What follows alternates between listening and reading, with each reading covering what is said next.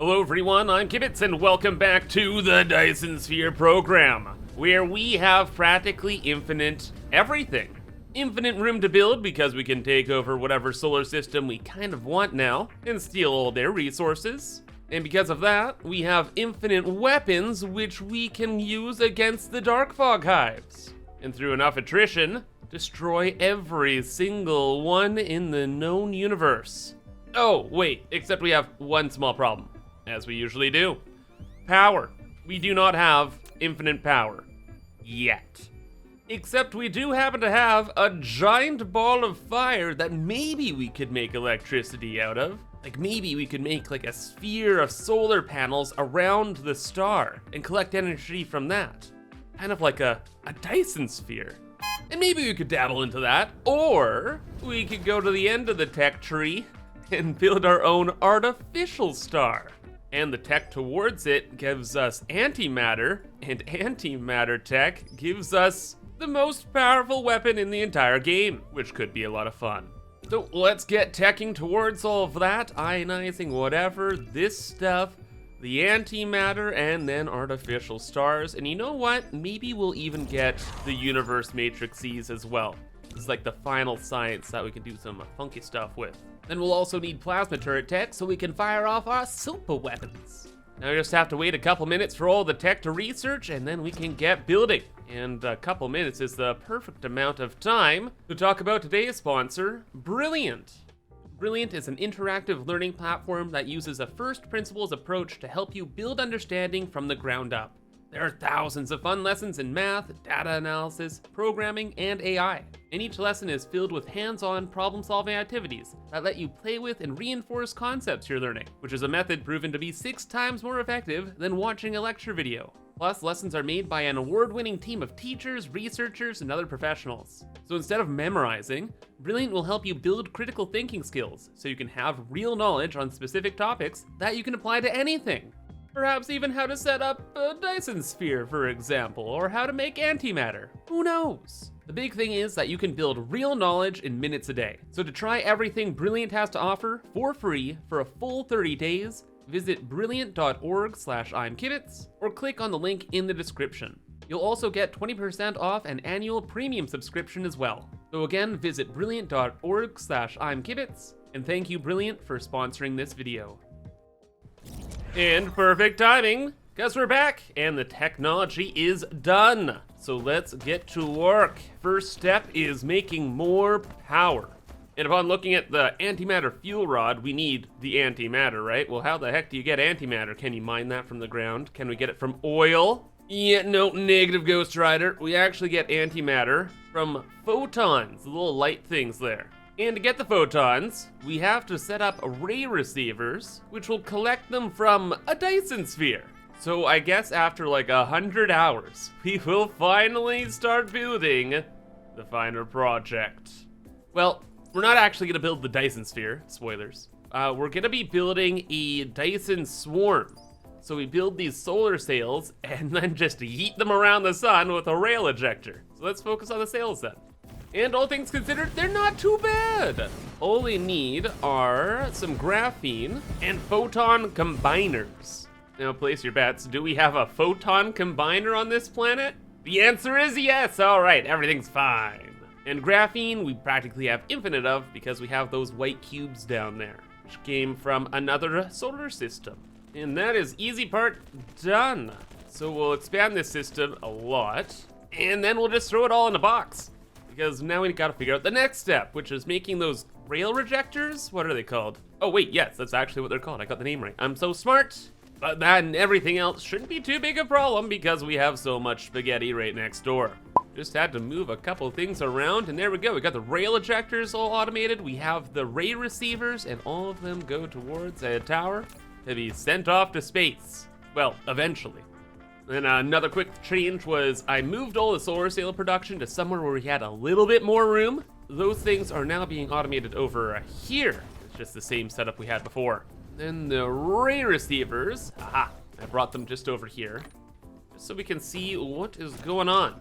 So these giant satellite dish looking things, you just place them down wherever, and they kind of catch the reflection of your Dyson sphere and swarm, so you can actually get some power out of them. In fact, you can get a lot of power out of them. In fact, that's probably how you're supposed to play the game, is you start making a Dyson swarm a lot sooner than I am, but yeah, here we are. Another thing we could do, though, is get the photons. But first, we gotta set up the cannons to yeet the sails into the sun's orbit.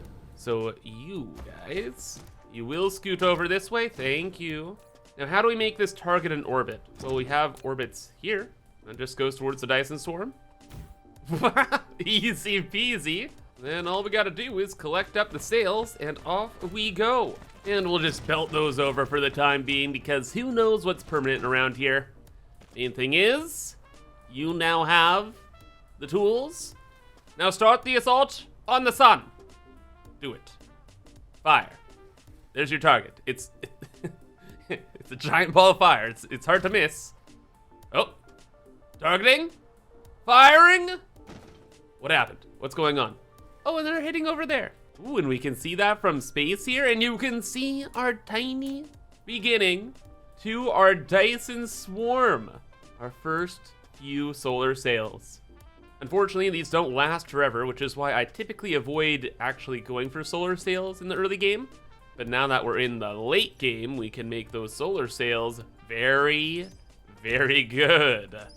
We can expand their life out the wazoo, and we can also collect energy very, very, very, very efficiently. And we can just copy paste this, right? Oh, you better believe it, bud. Now we're cooking with gas. Oh, except that gas giant's gonna be in the way of our cannons here in this moment, but hey, what are you gonna do? Ooh, look at all the rings starting to come together. It's so cute. But the main thing is, can we get some photons now? Wait, we get 1.4 megawatts? Holy snap, that is a lot of power. Not the 72 megawatts from an artificial star, but that's still not bad. We'll definitely rely on these way more in the future. Right now, small setup time, and we just want the photons. So I'm thinking we'll probably fill up this area with like ray receivers and like cannons or something like that. And then, ooh, look at how pretty that looks. I love it, I love it. Sorry. And then later on, we'll start making like the dark matter and whatever over here. Or sorry, antimatter. And after only a little bit, we have our very first antimatter over here, which is insanely expensive, holy macaroni. Yeah, I thought this would be like a decent starter setup. We're gonna be making a huge change of plans here. So I picked up the entire system we built and moved it to a new world. This one, that's a little bit closer to the star and also doesn't have the gas giant blocking off all of the cannons from shooting. So now they're all set up here, and I shipped over the sails from the homeworld. Then I set up a huge system of ray receivers along the equator, or at least by the equator, of this world too. So now we probably have, I don't know, like 100 or something? And how many of these photons are we getting here? We're getting 17.8. Seriously? I made a ring around an entire planet and we're getting less than 20 per minute? Oh, you know what? It's probably just because we do not have enough solar sails yet. After I set up this new system here, they've been building up really, really well, but clearly it's not enough. Let's again check on the Dyson sphere itself, where it's making half a gigawatt. We have about 14,000 solar sails up, but the requested power is, yeah, 10 gigawatts, and the Dyson swarm can only make almost half a gigawatt. So bit of a discrepancy there. Definitely need a lot more solar sails. But hey, at least for now, we do have photons, and we can ship those back to the home world, and then that will go into these weird spaceship looking things, miniature particle colliders, and that will get us some hydrogen and antimatter. And we actually, it seems, already have a bit. Oh wow, we have we have a lot, actually. What the heck? Yeah, it took a while to settle that stuff up. I didn't think we'd accumulate so much so quickly. This is good, this is very good. We need to make the antimatter into antimatter fuel rods though. So we already have the antimatter, we have the hydrogen that's made in the particle accelerators. Then we need the spicy volleyball and some alloy. Okay, well we have alloy out the wazoo, not a big problem. The annihilation constraint sphere is some other stuff that we have produced on world, so that's actually not a big deal. All we gotta do is set up a couple assemblers, automate those constraint spheres somewhere else, then the whole runaround, and hey, look at that. We have ourselves antimatter. And while I was setting things up and flying around, I just built an artificial star just in my pocket because crazy video game things, right? And okay, this is the machine. Then we just use a claw, and then suddenly a star will form. Yes, yes, it will. A star is born. As for our power, you can literally see the spike that star caused. What's like the consumption rate of this stuff? 144 megawatts, grid though, da-da-da-da-da-da. Oh, it is not a lot at all. Apparently we're making 16.4 antimatter fuel rods, and one star consumes 0.4 fuel rods per minute. Yep, that's pretty good. That's a lot of stars we could set up. That's a lot of power we can have available. But for the most part, we're gonna use the antimatter fuel on other worlds. Like here, we're already gonna have the Dyson swarm, which I've expanded, by the way. And I've converted all the ray receivers on this world to just straight up collect power. So in this solar system, we will be fine. More importantly though, now that we have antimatter fuel rods, we can also use the antimatter maybe for some other things. Like the antimatter capsules, the most powerful weapon in the game. So we have to make these plasma turrets, which take some pretty simple stuff. The plasma capsules take pretty simple stuff. And these SR plasma turrets also take pretty simple stuff. Yeah, this is not bad. And thanks to a handy boop, we have everything done, and we can get to using those weapons almost immediately. I have realized though, our antimatter production is very bad, unfortunately.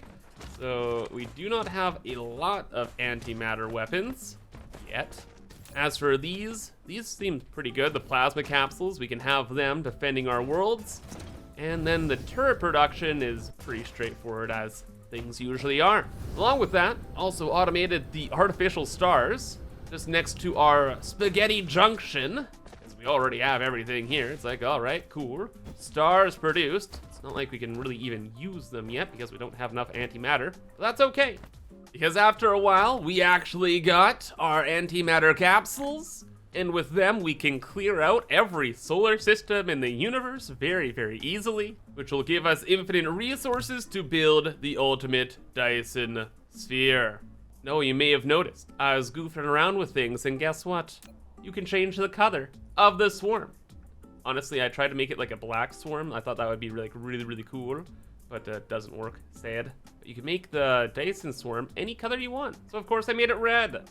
Though, to be fair, it does look extremely horrifying seeing these giant red lines just on the horizon. Kinda almost makes it look like I'm the villain here. But I'm not. I'm the hero, because I wrote history. And once there's no more dark fog, there will be no one left to dispute it. Speaking of, I filled my inventory with all the weapons we've been making. And I switched my max fuel from deuterium to antimatter, which is 10 times better. And with all of our new things, we'll fly over to the other solar system we've set up and exterminate everything that stands in our way. So there are 3 dark fog hives. We got quite a few planets, which will be our first target. This one we've already cleared out. That's where we're getting sulfuric acid from. This one looks like a prime target. Let's go to it. So many filthy fog towers on there. Whatever shall we do? Only we could orbitally bombard them. And the planet is already cleared. Oh, I suppose the dark fog hives are a little mad at that. Sorry for blowing up your world. I'm not sorry. And I guess there'll be a couple of vessels attacking somewhere else. That's okay. The only planet we care about is the sulfuric acid world, and I have some missile turrets set up there. And I think, considering we have the advanced weapons, we'll be okay. As for landing on this world, oh, we can just destroy entire squadrons of enemies with one shot.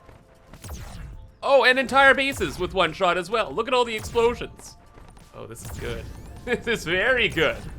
I suppose we should kind of look at where those enemy vessels are going. I think all of them are gonna go over to our other planet. And if we lost the other planet, that'd be kind of bad. Okay, you know what? 1 second. Hold up. Wait! Now that we're here, let's try and get our new toy set up. This guy. Oh yeah, bud. And antimatter in the hole. Set up, ready to defend, yes? We'll just see what this can do. We have 2 more fleets inbound. Yep, and they're attacking at the same time. Oh my god, it's already firing. Bro, we can practically just one-shot the ships with this turret. Oh, and it's shooting at the other one. That is amazing. We need like 1 more damage upgrade and we're one-shotting the enemy cruisers. Cool. That's very cool. I like these. These are fun. Oh, and this is actually perfect too. Because we have these plasma turrets and the other world is so well defended, all we need to do is set up one of these, give them like a couple antimatter capsules, and with only a tiny bit of setup with the geothermal plants, and maybe 2 turrets, and now this planet is defended from dark fog towers landing on it. Oh, and even better, because we destroyed the relay stations, all of these have lost power. Yeah, we have our spaceships defending us. There's no turrets to defend their previous tower locations. The enemies just get wiped out because we practically have nuclear weapons, the antimatter. And yeah, we just can stroll across planets and wipe them out. Like 1 shot is wiping out the entire base almost. We're not even taking damage for Pete's sake. Everything is fine, smile. Everything is fine. Hello, neighbors. It's me, Mr. Kibitz. Hope you're well. Nice little base you have here. It's beautiful, in fact. I would like to have it for myself. Just gonna do a little bit of redecorating. Just a little bit. And now the final dark fog base on this planet is gone, and in practically, man, less than 10 minutes, the world is being completely cleared. Entirely cleared. No towers left, no dark fog left. It's all ours. Remember back like a few episodes where we were taking over another lava planet in our local system? That took me like an hour and a half doing the turret creep stuff. Now we land and we just walk through the planet. That's it. Man, I love the power creep in this game. Let's go pick another planet to destroy. What about this one? Oh, this one we already have claimed. We're getting the grading crystals from it. This planet has 1 dark fog tower on it. We will get it later, I think. And let's go after this one. All right, so fleet, do the thing. Thank you. I guess there is a bit of resistance because the towers still have power, but only just a bit. And even once we have one of these destroyed, that means we can build a super efficient geothermal plant. And that can power our orbital cannon and a little fire base. Oh, but that's so funny. They're already trying to send another relay station? Oh, no, no, no. I don't think though, it's too late. The plasma turret should handle it before it gets anywhere close to the surface. It's definitely gonna be in range. Oh, unless that tower lands on the other side of the world. That's not gonna work out too well, will it? Oh, I think it is land. It did land on the other side of the world. Oh, okay. Or if we're just on world, we can activate our space fleet, send them out, and it's gone. Oh, and it looks like the other attack is beginning over here. And 1 ship gone, 3 ship, 4, they're all dead. Very nice. All right, well, let's begin the slaughter here. Come on, troops, let's all get together here. Let's have some fun. The more bunched up they are, the better my super weapons do. See this whole big group? Wait, I missed! Okay, that time I didn't. And you know, at this point, we could spare one of these places, and we could actually farm the Dark Fog. The Dark Fog drops items for us, and like advanced tech, but we can do that in the next solar system because this one's already dead. Oh wait, is it? This planet's now clear. What's left? Oh yes, the really pretty ice one. Oh my gosh, did I say really pretty? Because this is actually gorgeous. I love this world. Gotta clean the muck off of it. It's beautiful. Now that the world is clear and our orbital cannon is online, we now have this entire solar system practically under our control, and we can figure out what to do with it later. But yes, the final stage, taking out the dark fog hives. But since they have no more relay stations gathering any materials, they're not gonna stand much of a chance. How many warships did I bring with me? I think a lot, right? It looks like it. About 700 corvettes, the smaller ships, and then 350 destroyers. Oh, and I guess there's also myself, my mech.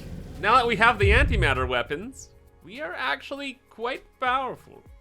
Not only that, but we have the new power source, the antimatter. So we could probably recharge our shield fast enough to actually fight. So here's the play. First, the warships go into attack. That causes all the enemies to swarm. That's all well and good. Then I'm gonna try flying in myself. And when the enemies are all swarmed up, I know the antimatter capsules have a attack radius, right? So we could destroy a bunch of the enemy ships all at once with one big shot. I don't know what actually it causes us to attack though. Like, I don't know if we're just trying to target ships or what's actually happening here. It's very unclear. We're not getting attacked too bad though. So that's good. Not yet. Oh, now we are. Okay, hold up, hold up. Goodbye. Let's just get out of there for a second. And yeah, we're actually able to do quite a bit there. Like, our shield is recharging very, very fast. Just have to stick out a dodge. Okay, that's okay. All right, honestly, yeah, no. We can do stuff. It's just so wickedly dangerous that it's not really worth it. But I think that is everything, yeah? Now we just chew apart the base. Oh, my greed. Don't do it, Gibbs. Don't do it. Oh my god. I gotta try. I want to see now that since there's no enemy ships, like maybe I could fly in and like make this cleanup a lot better. Like, it's such a shame to lose so many ships to this attritional battle with all the enemy turrets. Like, if we could just take out the core ourselves, it'd be pretty nice. Eh? Little shoot and scoot. Please don't insta-die me, please. That'd be great. Not dying at all, actually. I think we're okay. Hey, look, it's their orb. Oop. I flew into the orb. Okay, now blow it up. Bye-bye. I meant to the orb, not to me. I just wasn't even paying attention. Whoops. All right, so we do not fly in there ourselves. It is all purely attritional. At least until we can get like super shields or something. And then the other two hives will suffer the same fate. Everything's gone? Nothing left? Wait, what the heck is that? Enemy ship? What? Oh, interesting. They're trying to land at the destroyed hive, and they can rebuild it. Oh, because obviously there is still a tower that managed to sneak through the defenses. Way over here then, eh, bud? Well, well, well. And you know what? I guess since there is a survivor, maybe we do make a dark fog farm, eh? And oh, that's so funny. The farm's practically set up for us. The dark fog just moved in right next to our face. Like, what are the odds of that? Okay, you guys turn off. And what do we do here? This is already done. Upper air, I think we want to target that, yes? Yeah? And then that targets that. It's gone. But the foundation is alive. It's in the perfect range. And we are already done. We already have the farm. What do we want to collect? The tower is, what, level 6? So what kind of stuff does that mean it can collect? All this kind of stuff. Well, I guess we'll just hang out here and let the tower kind of build itself up. And item-wise, I guess we just filter whatever items we want, and then they all go into a designated box. And then, technically speaking, we can just get all the items in the game here forever. And I can't believe it. The farm set itself up. This is perfect. And I guess that's just gonna take like forever and ever and ever to actually level up. So we'll leave it for now. Clean up and harvest the system for everything we want, and start the construction of our end game factories. And even better, we'll have all of the antimatter to make artificial stars and even more antimatter weapons. However, that is gonna be all for now. So I hope you guys enjoyed, and thank you for watching, but have a fantastic rest of your day, and bye-bye.